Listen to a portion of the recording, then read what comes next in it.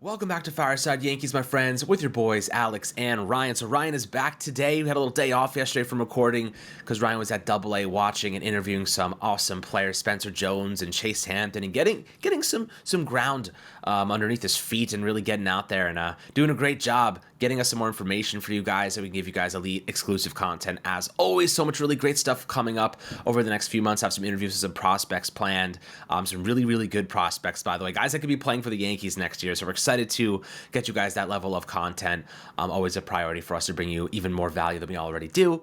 But today we're talking about the starting rotation and the Yankees. If you guys recall, about 2 days ago, we were talking about Marcus Stroman, and we said, maybe we should phantom IL this guy. Maybe we should give him some time off. And what do you know? 2 days later, the Yankees give him some time off. They pull him from his next start. Now, it's not a phantom IL, but they took him out of his start, trying to work out some mechanical issues and give him a little bit of rest. They don't want to put him on the IL because then you have to keep him out for 10 days. But they wanted to give him just a skip of one of his starts so he can get a little bit of his arm back. It's certainly regressing. Hopefully this little bit of extra time can give him some time to recuperate, recover. The velocity is down. Of course, the mechanics haven't looked great. He's losing control of his pitches. He's giving up the most home runs, most walks, lowest ground ball percentage in his career, one of the highest ERAs, I think, since 2018. I don't know. It's been a minute since he's had an ERA over 4 like this. And you ask yourself, if you're a Yankee fan, what do you do when it comes to Clarke Schmidt's return? What do you do when you have to determine who should be starting, who should be the next man up? Who do you take out of the rotation? Now, naturally, you'd say, well, Stroman seems like the reasonable guy to take out, Ryan. At the moment, when Clarke Schmidt returns, how do you go about this? Because, Stroman's been the worst of the bunch. Cortez has been volatile as well. It's going to be an interesting decision for the Yankees when they get some of these healthy guys back. Yeah, I'm going to have to say Stroman's the obvious candidate here, right? I know Cortez has his struggles, but he can miss bats. He doesn't walk a lot of batters. Like, those are two skills that I think are important enough to separate him from a guy like Stroman. Rodon, maybe I'm crazy for saying this, but with the way the stuff is trended, I know the ERA isn't great, but I believe in him to get swings and misses in the postseason where, I didn't necessarily believe in that in July or really at the later parts of June. I'm not saying Rodon's a stud, but if he's your 4 starter, I can live with that, or even your game 3 starter, again, I can live with that. The offense can put up runs. This offense can score. This lineup is really good. I'm really at a good spot this lineup. They've got depth. They've got the 2 best hitters in the world. They have the AL MVP. Do not mention Bobby Witt Jr. The AL MVP is Aaron Judge. Case closed. Although Witt is very good, could put himself in that he's in the conversation. He can put himself ahead of Judge, but I'm still saying it's Judge right now. Looking at the again, like Volpe having a really strong second half. If you can get a guy like Dominguez involved in the fold, like there are ways for this offense to get better. And then you have Cole. Obviously, I think Cole, he's got to get it going. That's a key part of this rotation here. And then Luis Seal, he's looked really good. Even when his command is off, his stuff is so good he can get in and out of jams. Schmidt is the guy where, like, he's got to be in the rotation. I know they're building him up as a starter. I know that he's open to being in a bullpen role, which that's just being a really good teammate, right? Like, that's just what Clarke Schmidt is doing. But he's better than the guys in front of him, right? Like, he's better than Stroman. I think he's better than Cortez. I think he's better than Rodon. But I think Stroman separates himself in a negative way from those guys because he can't miss bats, he can't limit damage contact, and he can't limit the free passes. Walks are a fine thing to give up if you're doing it so that you don't have to throw a pitch that gets hit hard. Like Blake Snell. Blake Snell walks a ton of guys, but it's fine because he's doing it so that he doesn't have to throw like a 3-1 fastball down the middle. He's throwing a slider that he's trying to get a guy to chase on. And sometimes he does get a chase. A guy like Luis Seal is a really good example of this. If he misses and he misses up and away, like, who cares, right? Like, as long as it's not a home run, he can go out and get the next guy. That's not the case for Stroman. He can't go out and get the next guy because he can't attack these guys. They will eat, like, early in counts, they can ambush him. If he's behind the count, it's a death sentence. He's just in a really tough spot right now. I think you and I can agree it's Stroman who's the odd man out right now. It probably has to be. And you mentioned Heel.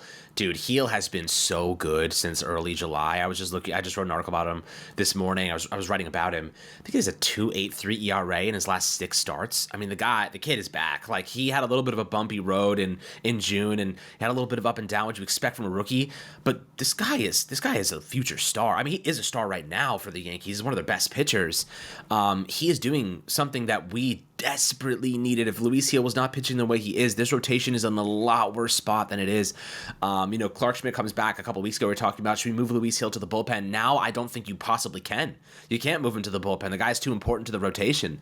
But Stroman, here's the thing that I have to ask you, Ryan, though.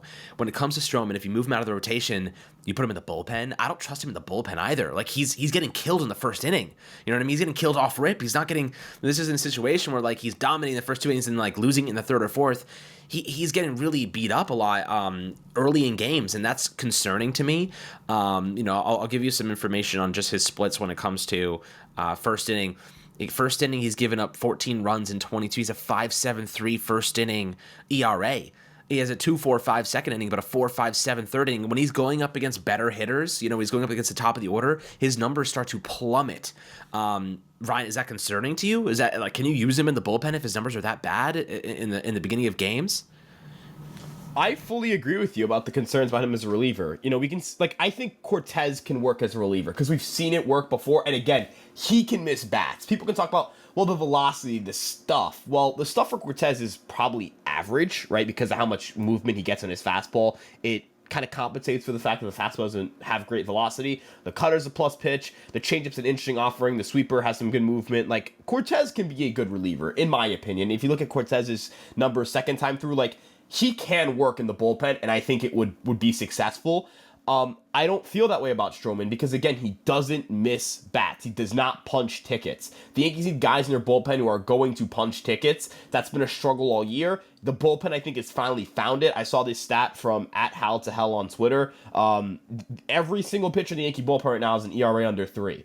Every single one. Granted, some of these guys, aren't as reliable or dependable as others, right? There's a gap in reliance between Luke Weaver and, a Tim Hill, right? And I like Tim Hill, but, there's a difference in comfort when they come into the 8th inning of a 1-run game. But for the most part, these guys have started to produce. This isn't necessarily a bullpen that has been largely reinforced. But Mark Leiter Jr.'s come in and immediately stepped in. I think he's been a fun addition. Enyel De Los Santos, there are moments, I see why there's interest. I'm not saying he's a bona fide stud or anything like that, but I see the interest, and worst case scenario, you send him down. He may have options. I can double check right now. But worst case scenario, he's just not on the playoff bullpen, and you have somebody like Ian Hamilton, who, if he can get back online, is he the best reliever on this team when he's going? Because last year he looked like the best reliever on this team. De Los Santos does not have minor league options, so they'll have to cut him if they don't want to have him on the regular season roster. But guys get hurt, right? Like, guys get hurt. I'm not particularly worried about finding roster space. I'm not saying this to say that it's good that guys get hurt. I'm just saying that, you have to be prepared to lose somebody in the next 2 months. But Hamilton, he would be a really fun addition to have back. He misses a lot of bats. He gets a lot of chases. It was a struggle to put away guys in 2 strikes, and it felt maybe that was a fatigue thing, maybe that was a soreness thing, maybe that was just not being crisp. Those are things I think he can improve upon. Canley, I feel like Canley's starting to find it. Holmes, it's interesting. He's throwing more sliders. I think that adjustment can work for him. It's like last afternoon, because he didn't pitch in the night game. He could just carve through guys. He'll just start throwing that slider and it's moving like crazy. You're like, good God, how does this guy ever blow saves? I think the key for him is throwing the slider more. That adjustment, I think, is going to go a long way for him. And then Alex, kind of, to throw it back to you here, we're talking Enyel De Los Santos leaving for Ian Hamilton. Who does Stroman even replace in the bullpen? I like Enyel De Los Santos. I like De Los Santos personally. Yeah. I don't think he's that bad. I think, he's only pitched 2.1 innings for us. But he's a guy that has big strikeout numbers. He gets a lot of whiffs. And that's what the Yankees wanted. They wanted more whiffs and chases from their pitchers. And, we kind of looked at Enyel De Los Santos and we said to ourselves, the only reason that he is bad in terms of ERA is because he gives up a lot of home runs. If he can mitigate the home runs, he's a very good bullpen arm. Very good. I mean, I used him in the show the other day, and he was excellent for me. It has no correlation at all, but he was striking out guys left and right. Location is important. Correlation. It has to have correlation. It could. I mean, man, you know how it speeds up when you have guys on base. Dude, I actually prefer that. I don't know if it's just me, but I prefer when it goes faster. It's like the Stadium Pulse feature. I haven't played college football, but like I've watched videos about it because like I want to get the game. Right. It's like the Stadium Pulse feature. It's like you got like Stadium Pulse is maxed out, and you're just like yep. But like it goes fast, man. It's fast. But we're talking about guys who have talent and can miss bats. I'm not saying Stroman doesn't have talent. The guy, is a whiff established in the. His fastball velocity is in the 4th percentile, and it's only getting worse. It's not like it's improving. I believe that his whiff rate. I mean, I could probably just look it up in like 30 seconds, but his whiff rate is very, very low. It's in the let's see here. It's in the 20th percentile, and his strikeout rate 12th percentile, chase rate 34th percentile. The only thing that he's above average in this year is ground ball percentage, which is the 80th percentile. From last year. That's still a career low, by the way. So. I mean, look, and people have been in the comments and saying, like, we really wanted Stroman, like you and I wanted Stroman, yes. and I just want to get one thing straight. He was like our 6th option on the list. We had a couple of guys that we really wanted. At the end, the Yankees waited so long. They waited so long that there wasn't many options left, and we're like, we just need anyone at this point. We need a starting pitcher. We need somebody, and we didn't expect Stroman to regress this much. I mean, he has career lows or highs across the board. Like, how are we supposed to expect that? He's coming off a decent year last season. I mean, sure. I'm like, if I'm straight up wrong, that's fine, right? I don't think we have to be like, we don't have to anchor ourselves down to a take we had in April to not like be honest. Like, we got to be objective. We got to be honest. We can't just like not be critical of a player. I can't just like, if I'm just gonna like dig my heels into the ground based on something I said in April, like that's not good for baseball conversation. It's not also for sports in general. Things change week over week. Life. When you have more information, like the more information you get, like your opinion should change with new information, or they should you should reevaluate your opinions with new information. And I think the big thing here is that we're talking about a guy who can't miss bats. Tim Hill can't miss bats, but Tim Hill gets a bunch of ground balls. Like Tim Hill, I'll take Tim Hill over Marcus Stroman in the postseason out of the bullpen.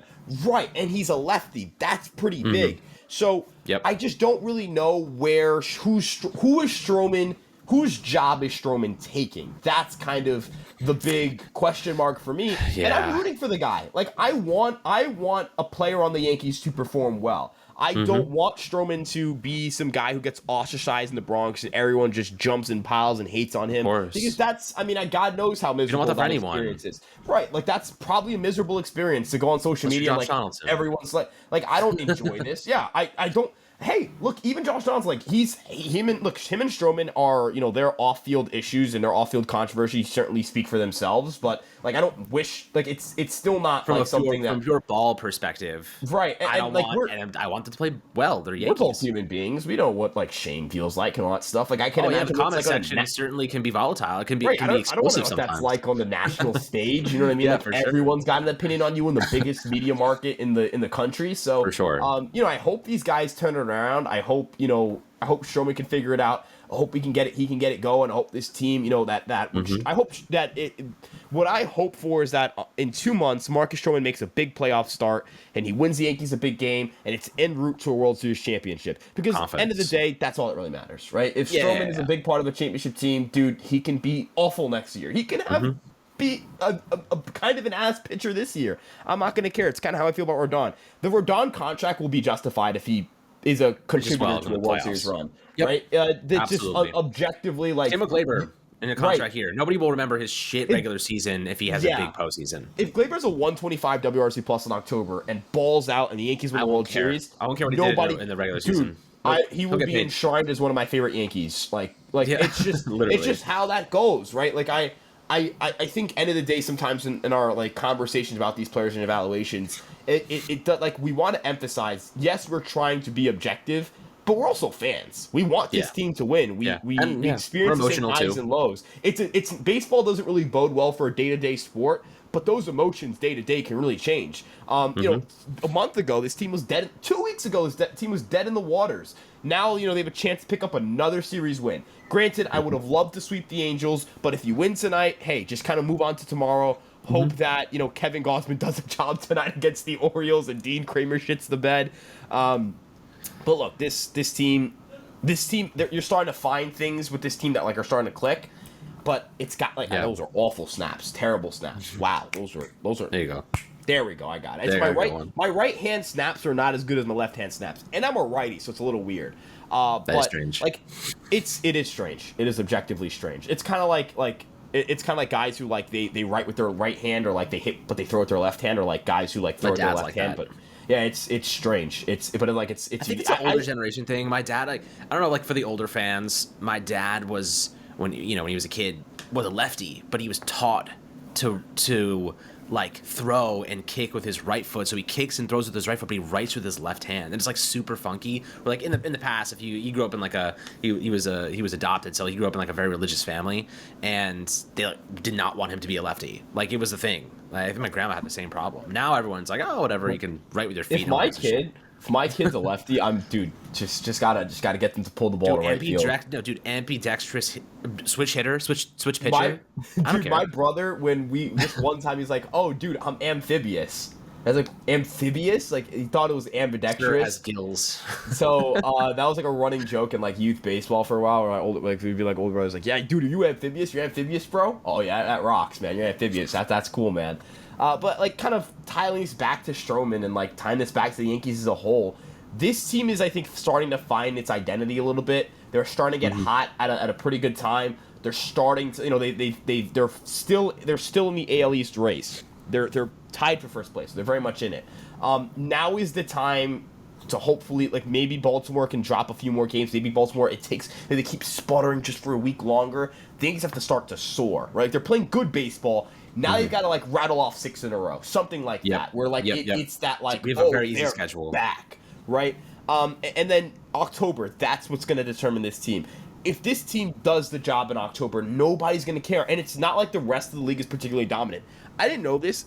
Alex, did you know the Dodgers are only 3 games up in the NL West now? The Diamondbacks are right behind them. Behind them. The Phillies, they finally won a series after going, like, 3 weeks without winning one, and the Yankees put their foot up their ass, basically. I mean, Jesus, it was bad. Like, the Yankees, we really beat the shit out of them. Well, Warren got a win against them. Dude, yeah, like everything that, like, the Yankees just walked into Philly and played, like, strong baseball. Yep. They're finally, like, we know they can do it. Right, if they can get those clean 9th innings from Clay Holmes, right? If they can get, the Austin Wells continues to just hit, and Wells is really, his approach to play is strong.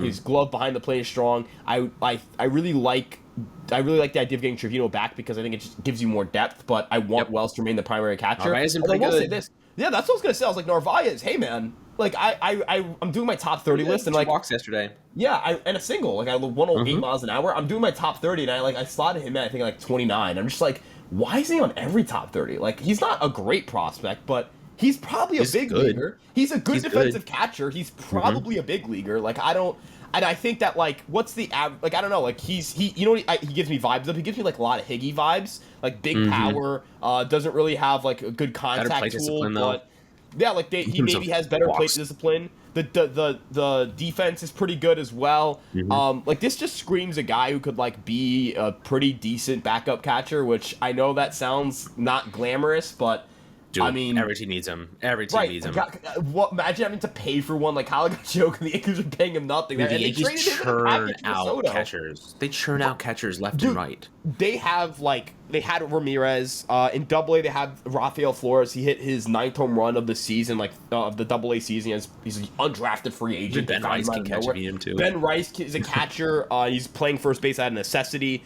They have a bunch of guys at the Florida Complex League who really rock. Like, they've done a really good job developing catchers. I think Narvaez is either, as you mentioned, like a future backup catcher on this team, or like I think a team trade would asset. for him. I genuinely think a team would pick him up. Like, he hits the ball pretty hard. Absolutely. He can work his walks and he plays good defense. That throw yesterday, that was impressive, man. Like, that was Zach Neto was no slouch on the base pass, and he fucking just straight wasn't even close either. Just straight chooch, man. Like, he's a really strong defensive player. So, yeah, I mean, I'm feeling good about where this team's headed. Now they just need to, like, the starts. The starts are really like the last thing. They got to get better.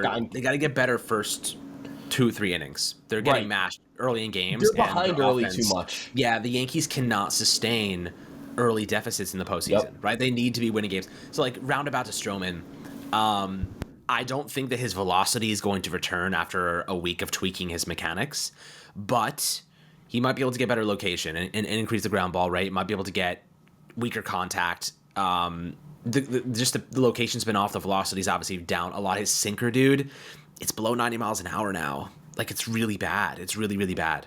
I will put this out here now. If Matt Blake gets him to uptick his mile per average by like we can't let that guy go. We need to sign Blake to a lifetime contract. If he does that, we need to build him a statue. Like Matt Blake, it's actually crazy. We should have a shrine for him in Yankee Stadium. It's crazy we're talking about a bullpen that like they have 8 guys right now. All of their guys are sub-3 ERA. Like that bullpen sucked for like all season. Dude, like if that you look at the players, you're like, how Tim does Hill, Michael Tonkin, Jake Cousins, Eniel de los Santos, like, we're talking about guys they picked up off the freaking street. We don't think of it now. We don't think of him as this now because he's been so reliable all year. Luke Weaver sucked last year. He was a nobody. He's a monster now. Monster. Twice. And yeah, he's a monster. It's like, how the hell does he keep doing this? Matt, could you Luke give Weaver's Matt Blake savant page is beautiful. Beautiful. How many quality innings could Matt Blake get out of the average person? Like, do you think Matt Blake could get like a couple of decent innings out of like a guy who like just a random dude off the street? Because he might be a wizard. He might. I don't know if it's like data or if he's just if it's just science. Like not science, if it's just magic. What I think it is. It's okay. My hot take is this: he knows what pitches are most effective against batters in general, like general practice. Like, these pitches work in these moments, these pitches tend not to work in these moments. Like, he's introduced a cutter across the board. Everyone in the Yankees organization now throws a freaking cutter. Luke Weaver had never thrown a cutter since 2020. He barely used his cutter. It was never really a thing. He didn't use it for 3 straight years. Then he joins the Yankees last season. He throws his cutter at about 11%. Now he's throwing it at 24.3%. His changeup usage has improved. But the cutter is the real new kind of pitch that he's been utilizing here. It's the velocity is up on his four-seam fastball. Dude, his velocity, Ryan, up 1.5 miles per hour from last year. Like, too. What are they doing? What are they putting in these guys' freaking diets? I don't understand. And I think a key part of it too is Garrett Cole. So like Luke Weaver talked about Garrett Cole helped him with that four-seam grip. I feel like it's the fact that Garrett Cole's so bought in on Matt Blake and what Matt Blake does and what Sam Breen does in the organization. If you're a pitcher in this organization, who the hell are you to say I'm not going to care what Matt Blake has to say? Garrett Cole's the leader of that pitching staff, and he buys in completely. And I think that does so much for their pitching development. Like, he's so involved with every single pitcher on the staff, and that's why I will preach this to every hill. You cannot throw in the towel on Will Warren's career after 2 bad starts, because what Garrett Cole and Matt Blake are capable of, as from a player perspective from Garrett Cole, from a coaching perspective from Matt Blake, we've seen them coach these young guys and coax them into these roles. Sometimes it takes a while. Luis Seale had a 4.81 ERA in AAA in 2022, tore his UCL, threw 6 innings last year, and now he might win Rookie of the Year. He's the best pitcher on this staff. Looking at a guy like Clark Schmidt, dude, it took him a while. He is 28 years old. Michael King, how long did it take Michael King to become a starter? 2020 he sucked. 21 he finds it as a reliever. 22 he blows out his elbow, but he had all of his success as a reliever. 23 it isn't until the final couple months where he starts and he finds it. Now he's a good starter for the San Diego Padres. So, the Yankees, it takes time for some of these guys, but they know how to give these guys the right information. They promote an environment of education when it comes to pitching, but it's not just like straight data all the time. It's also trying to manage the player. I really like how Aaron Boone pushes pitchers as well. Like with Rodon, was it the right call to let him face Vlad? No, not from a baseball standpoint. But he's managing a player, and he's managing the person that is Carlos Rodon. He's trying to push Carlos Rodon.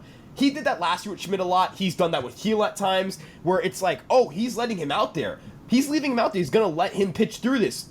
Because that's what a manager, like, that's what I think, that's where part of, like, it's not data-based, but you've got to manage a person. It's the right it's the right baseball decision. It's the right managerial decision or the right player decision or clubhouse decision, even if it's not the right baseball like data decision, if that makes sense. It's that fine line between being extremely data heavy, but also knowing how to work with people and manage people. And I think that's something they lacked on the hitting side of the ball for years.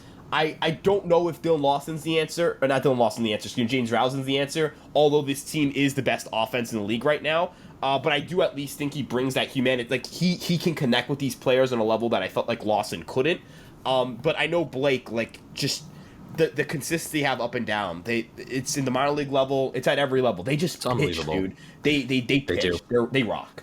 Yeah, they do. And if you're a bullpen arm struggling and trying to revive your career, you're begging the Yankees to take you. You're begging. I mean, Jake Cousins, dude, one of the best sliders we have. Out of freaking thin air. Like, no, I didn't even know who Jake Cousins was before this season, and suddenly he's churning through guys. Like, this is a very unique situation where we can turn nothing into something. Now, can he fix Marcus Stroman? That's the next project. Can you fix Marcus Stroman? Now the velocity's dropping, the swings and misses dropping. His numbers are just down across the board. This one may be too difficult for Matt Blake to fix right now. But it does seem to me that Stroman does have issues when the inning totals get over 100. Like, fatigue does hit him hard. So I think him skipping this start will be good for him. I'm curious to see how he bounces back in the next one. Hopefully things will, he'll have another opportunity to showcase what he can do. But guys, at the moment, we're definitely curious to hear your thoughts down below in the YouTube comment section about this starting rotation. Who is the odd man out when Clark Schmidt returns? We estimate it's Stroman, but does he just get benched? I don't think he wants to be benched. I'm kind of afraid he'll throw a fit if that's the case. But that's something that they have to deal with, not us, fortunately. And hopefully he turns things around and Clark Schmidt comes back and they can use him flexibly and use him in a versatile way to help the bullpen, help the rotation. If Garrett Cole needs a couple days off, they can use Schmidt in his plays. Like, you don't need Will Warren to be that guy that steps in anymore. You have a seasoned vet in Schmidt, who is a very, very good pitcher, to help offset those issues that you don't really need to call up guys for anymore. So that's kind of where you want to be going into the postseason. Like, for example, if Will Warren, if Garrett Cole pitches yesterday, probably win that game. We're probably not giving up 8 runs in the second inning, or rather 6 runs in the second inning, 8 runs in total to the Angels, right? Like, that is the difference between winning and losing. Having a guy that's making his second start ever, and Garrett Cole has been in the league for 10 years. You know what I mean? So you kind of just have to deal with the cards that you've been played. And it is what it is. We move forward. Yankees still in a fine position. As we've been saying, offense looks good. Bullpen looks great. They've really bounced back nicely over the past couple days and getting some even healthier guys back. Ian Hamilton's coming back soon. Scott Efros still building up in AAA if they need him. This team is getting deeper because of the injuries. Cody Poteet's another guy you could throw into the mix there. So we are very optimistic about this team moving forward. Obviously, we've got you guys covered on any updates and news over the next couple days. We'll record tomorrow as well. Make sure you guys have any information that may be dropping then. But as always, happy to hear your thoughts down below in the YouTube comments section. Make sure to like and subscribe as always. And we'll catch you guys on the next Fireside Yankees episode.